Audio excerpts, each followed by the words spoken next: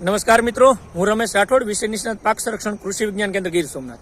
ખેડૂત મિત્રો, ઘઉં એટલે ખૂબ અગત્યનો પાક અને ગુજરાત રાજ્યની અંદર આ વર્ષે શિયાળુ ઋતુની અંદર ખૂબ મોટા વિસ્તારમાં ઘઉંનું વાવેતર થયું છે.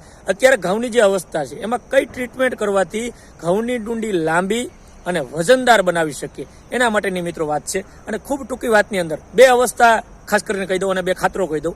આ જે ગાભે પોટે આવવાની અવસ્થા છે કે ડુંડી હજી અંદર છે, આપણે આ પાનને ખોલશું ત્યારે ડુંડી બહાર નીકળશે, એટલે આ ગાભે પોટે અવસ્થા આપણે કહી શકીએ. કાચી ડુંડી છે.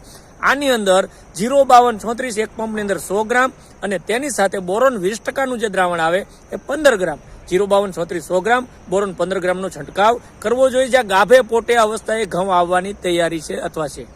બીજી જે અવસ્થા હું તમને બતાવી રહ્યો છે, ડુંડી કમ્પ્લેટ બહાર નીકળી ગઈ છે, આ અવસ્થાએ જ્યાં ઘઉં છે એને મિત્રો એ 0050, કારણ કે એની અંદર પોટાશ અને તત્વ આવતું હોય તો 0050 એક પંપની અંદર 100 ગ્રામ નાખીને છંટકાવ ડુંડી નીકળી ગયા પછી કરવો જોઈએ. અને ગાભે પોટે અવસ્થાએ 05236 અને બોરોનનો સ્પ્રે કરવો જોઈએ. આ બે છંટકાવ કરશો તો ઘઉંની અંદર ખાસ કરીને ડુંડી લાંબી અને વજનદાર મળશે. તો મિત્રો, આજની અંદર એટલું જ. ફરી પાછા મળશું નવા વિષય સાથે. આભાર.